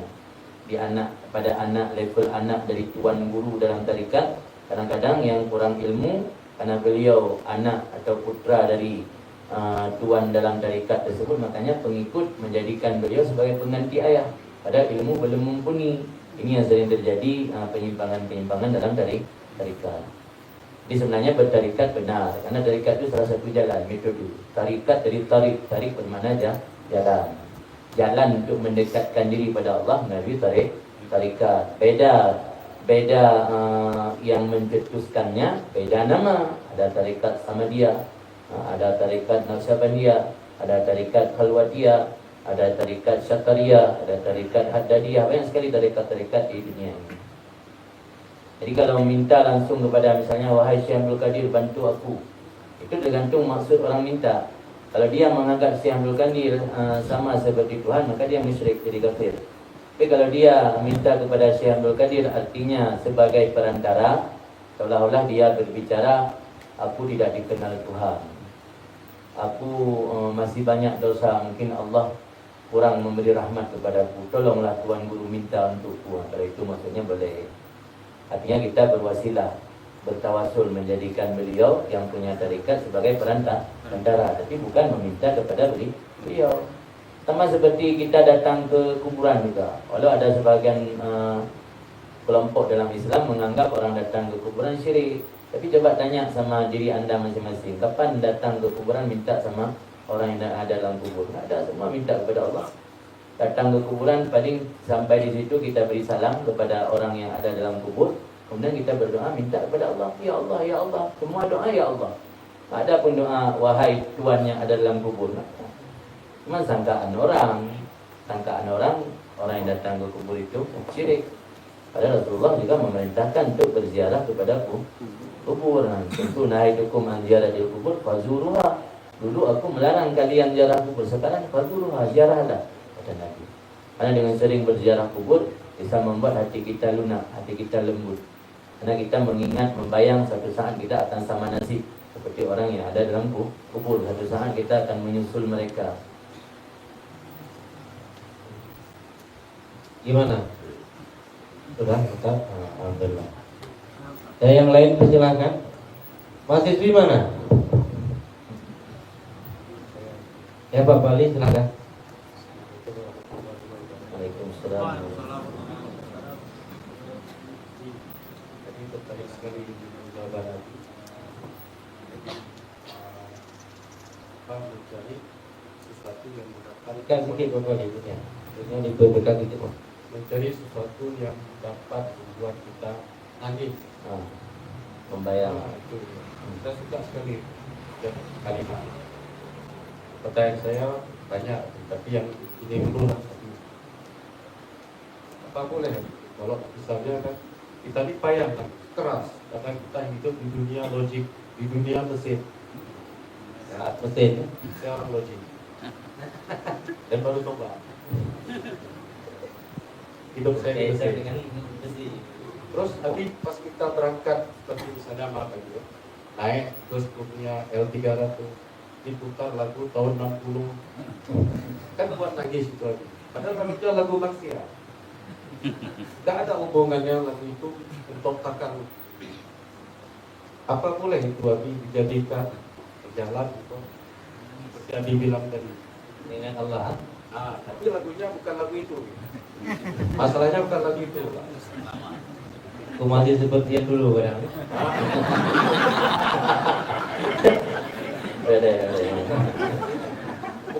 Bukan Nabi ya. Kira-kira begitu lah. Lagu ini Nabi ya. untuk cemburu gak berhak lagi. Oke, silakan. Membayang sesuatu, pertama dia harus kita dudukkan dulu apakah lagu tersebut bisa dikategorikan langsung sebagai sebuah kemungkaran atau maksiat. Tentu kalau sepintas sekedar lagu saja tidak ada reaksi, ini bukan maksiat namanya. Itu khayalan yang tidak berguna. Misalnya kita berkhayal bernyanyi sendiri, tandanya kau jadi milikku, macam-macam lah. Tapi kita tidak ada reaksi apa-apa. Tidak pernah pun menyentuh perempuan tersebut, tidak pernah pun melihat secara langsung, cuman khayalan. Namanya khayalan. Sesuatu yang terlintas dalam hati masih berupa khayalan, tidak ditulis sebagai dosa. Kemudian khayalan tersebut yang kita bayang-bayangkan, yang kita khayal-khayalkan, yang membuat hati kita bisa menangis, terus kita rubah untuk mengingat dosa-dosa. Ini bil wasail hukmul maqasid. Di sarana atau media itu hukumnya sama seperti tujuan. Kalau tujuannya baik, maka sarananya juga dianggap baik. Berarti menghidupkan lagu-lagu tahun 60-an, 70-an yang membuat kita gampang menangis, selama tidak ada reaksi yang dianggap dosa, itu sah-sah saja. Tapi kalau terus-menerus dalam khayalan, ini juga perbuatan tidak ada manfaat, sia-sia. Tapi ketika kita bisa mengelola khayalan tersebut, malah menjadikan sesuatu yang positif, ini dianggap juga bernilai positif. Jadi sekedar untuk membayangkan boleh. Malah ada yang jadi pula bahaya. Bahaya, remeh yang mudah-mudahan. Assalamualaikum warahmatullahi wabarakatuh. Betul Nabi, ini berkaitan dengan niat umroh bagi perempuan yang haid. Jadi niatnya nawaitu umrata wa haramtu biha, dan diajarin dengan apa? Kapan-kapan aku berhadas, maka putuslah ihram. Pukehnya menyoka genit munan, emang urungnya terbebas dari hukum-hukum yang mandu. Dan apa yang tahlul dan tipuah apa awak pada kan. Alian bercuti bak masalah tahlul, nada dengar dalam madhab Syafi'i gepekah hanjut takoh ukro. Payah huru yang kali tahlul. Demikian Nabi. Assalamualaikum warahmatullahi wabarakatuh.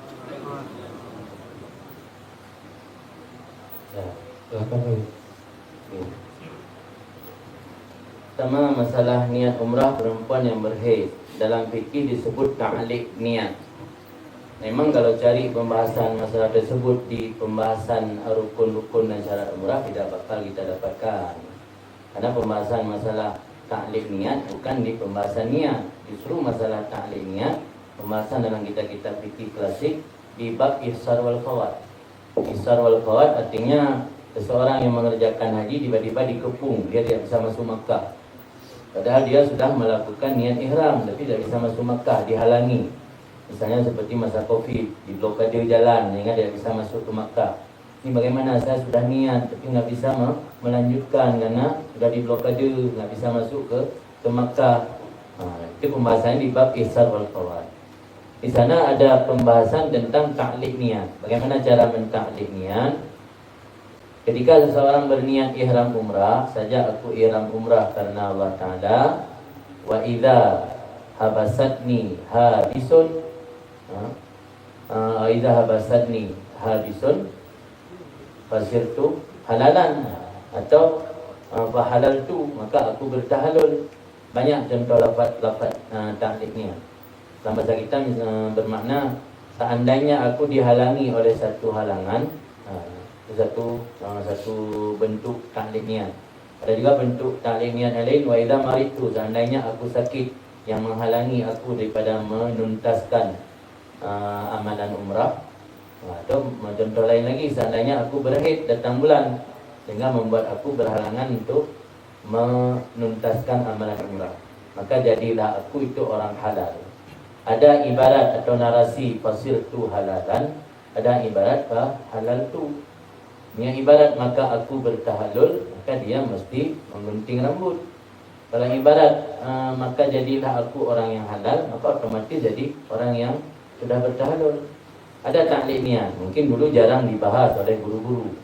Tapi sekarang karena persoalan perjalanan umrah yang dibawa oleh travel, karena sudah terikat tiket pulang, orang ketika datang bulan, kalau tiket pulang sudah sampai waktu, itu hangus kalau kita nggak pulang. Hangus, dan nanti uang harus tanggung sendiri. Jadi ketika men masih keluar, belum berhenti, kan tidak bisa menuntaskan amalan umrah, nggak bisa tawaf, nggak bisa sa'i. Maka caranya ketika meniatkan umrah, bagi ibu-ibu atau wanita yang memiliki potensial keluar men, maka dia mentaklikkan niat. Itu sudah diniat umrah, langsung sambung kepada taklik. Begitu sampai keluar men, langsung dia tahallul daripada ihram umrah. Kemudian tahallul apakah boleh memotong rambut sendiri? Belum ada dalam kitab yang menjelaskan bahwa untuk menggunting rambut atau cukur rambut harus sama orang lain. Kecuali ada dalam pandangan sebahagian ulama, menggunting rambut orang lain harus setelah kita menggunting rambut sendiri. Tapi untuk menggunting rambut sendiri boleh. Namanya saja mau bertahallul, sudah pasti belum tahallul kan? Bertahallul dengan cara mengunting rambut. Sebelum kita mengunting rambut kan kita masih dalam ihram, belum tahallul. Jadi bagaimana pertanyaan tadi, apakah orang yang masih berihram boleh bertahallul? Yang namanya tahallul mengunting rambut. Sudah pasti sebelum dia mengunting rambut masih dalam ihram. Yang jadi masalah menggunting rambut orang lain untuk tujuan tahallul sebelum menggunting rambut sendiri. Ini yang ada perbedaan pendapat ulama. Artinya untuk tahallulnya simple sebenarnya. Cukup 3 helai rambut dihilangkan dari kepala kita hasil tahallul. Hilangkan dengan gunting, dengan menarik, membakar atau gigit atau apa saja, asal rambut hilang 3 helai. Tak mesti harus sampai ke akarnya, di ujung pun boleh. Helai gadah boleh, sudah dianggap kita tahallul. Habis itu kita bantu orang. Boleh, tidak mesti harus orang yang sudah tahallul baru membantu orang lain. Itu Guru Nasrul. Jadi tentang masalah ta'liq sah. Dan dianjurkan Nabi, kalau kalangan wanita ataupun kalangan pria yang kira-kira ada prediksi pada akan ada penghambatan penyempurnaan ibadah, maka disuruh ta'liq niat. Kalau melihat referensi di bab Ihsar wal Fawad, jangan lihat di bab rukun umrah, nggak ada di bab Ihsar wal Fawad. Ya, yang lain silakan. Coba adik-adik, ada deh. Silakan. Kasih mic yang tak. Abang. Abi izin bertanya. Boleh. Apa pandangan Nabi tentang fenomena berdesak-desakan antara pria dan wanita yang bukan mahram tak melakukan ibadah haji atau umrah? Khususnya itu di Makkah kan, tempat tawaf itu kan? Ataupun di tempat sa'i.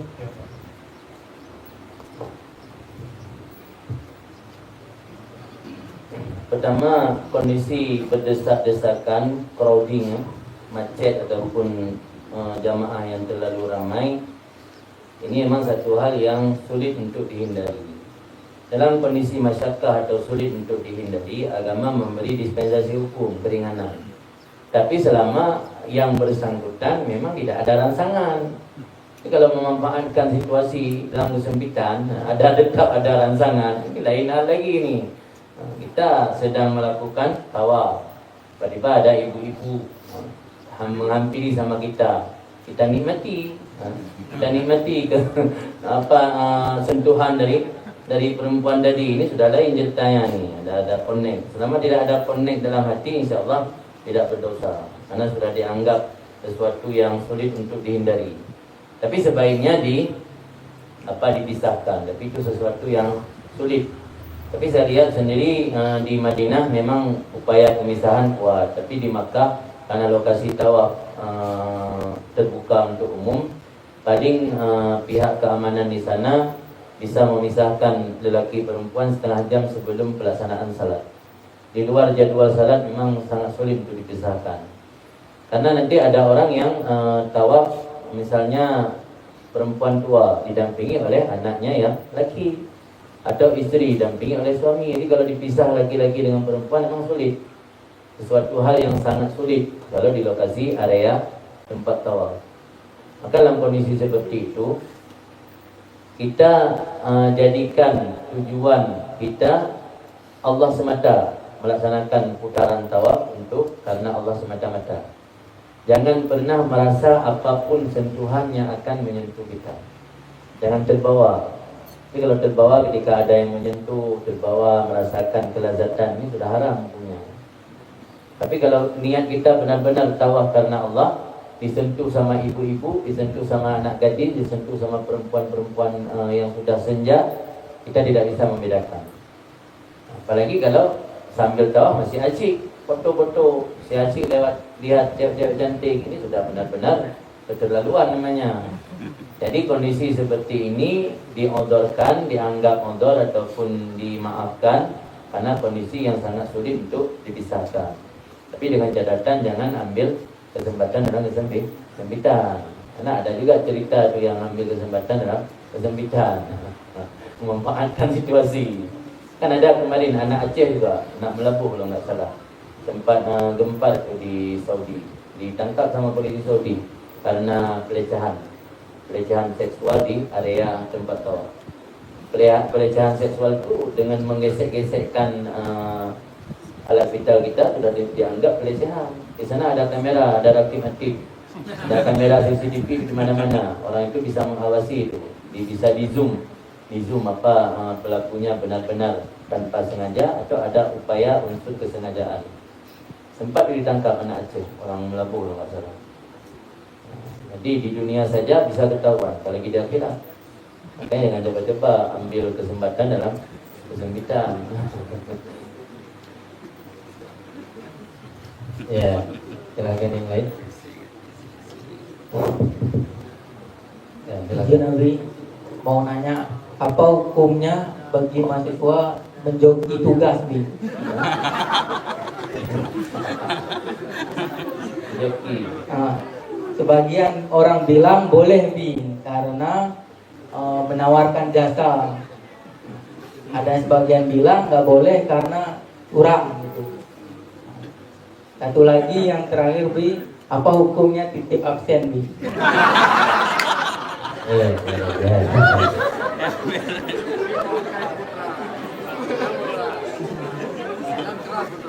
Kalau joki tugas dalam arti kata misalnya kita tidak bisa buat paper atau makalah, kita minta bantu sama kawan yang kita tidak bisa ngerti, tapi kita mendampingi atau bahan-bahan intinya kita kasih. Nah, ini kamu buat bahannya ini.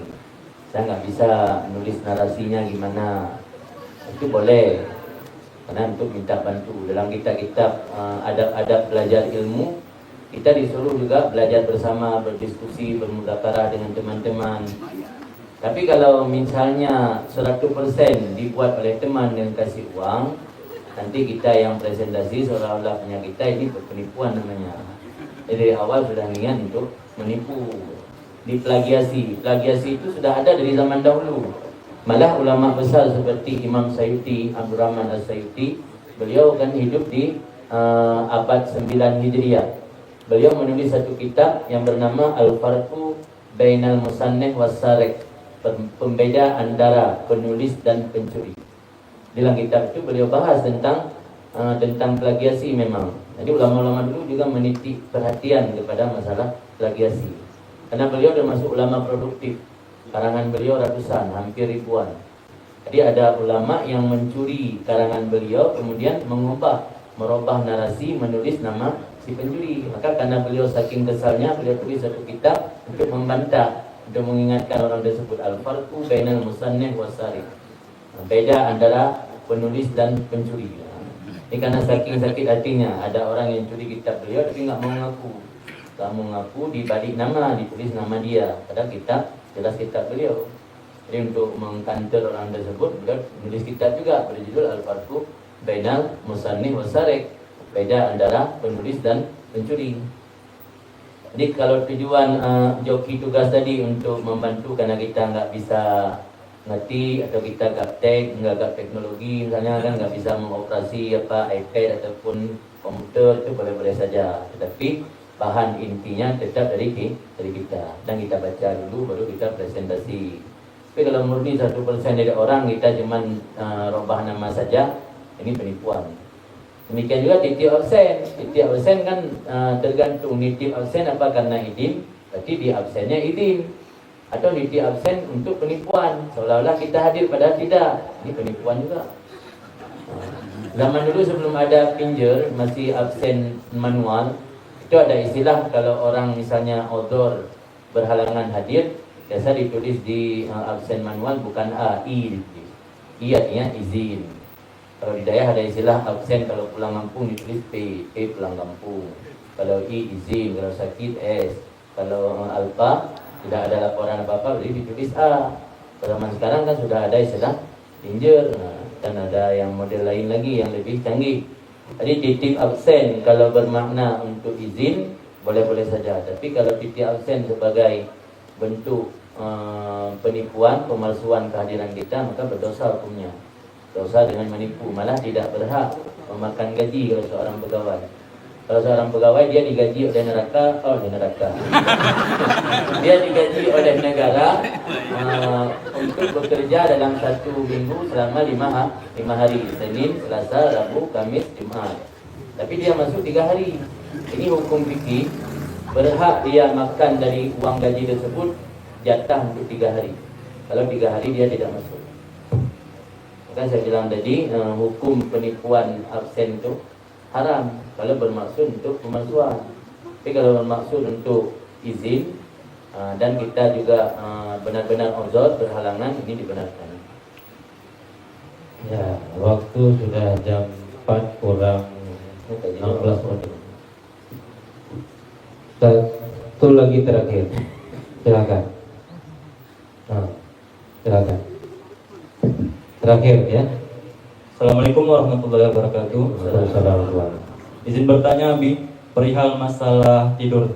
Tadi kan Abi menjelaskan bahwasanya kita haruslah menghindari yang namanya sering-sering tidur, terutama tidur yang direncanakan Abi. Yang ingin saya tanyakan, semisal kita tidurnya ini untuk menghindari maksiat Abi. Contoh yang pertama, kita tidur, kita ada undangan ya Abi. Misal kita sadar bahwasanya jika kita hadiri undangan tersebut, kita akan melakukan maksiat baik yang disengaja ataupun tidak. Kemudian kita rencanakan tidur di jadwal di jadwal acara tersebut, itu kan artinya kan tidur yang direncanakan Abi. Nah, itu terus contoh yang kedua, semisal ada seseorang dalam keadaan sendiri Abi, yang mana dia mampu melakukan maksiat dalam kesendiriannya tersebut. Kemudian dialihkannya maksiat yang terbesit dalam hatinya ke dalam tidur Abi. Itu bagaimana Abi? Sekian, terima kasih.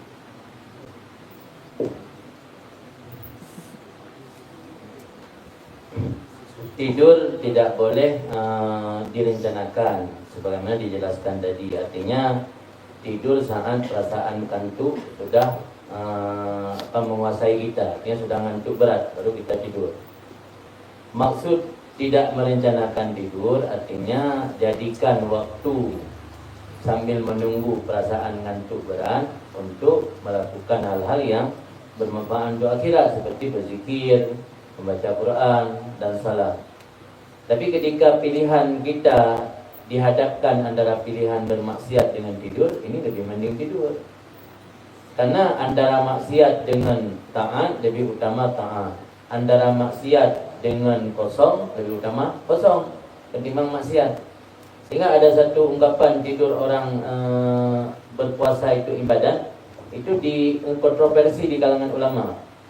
Sebagai ulama mempertanyakan, kok tidur jadi ibadat, nggak ada aktivitas apa-apa kok dianggap ibadat. Ulama menjelaskan maksud orang tidur orang berpuasa dianggap ibadat, artinya ketimbang dia bangun melalaikan puasanya, bisa hilang pahala puasa, lebih mending tidur. Jadi melihat perbandingan antara tidur dengan melalaikan puasa, maka tidur lebih bagus. Tapi kalau melihat antara beribadat dengan penuh ketekunan, Ini mana lebih bagus antara tidur dengan ibadat? Lebih bagus ibadah.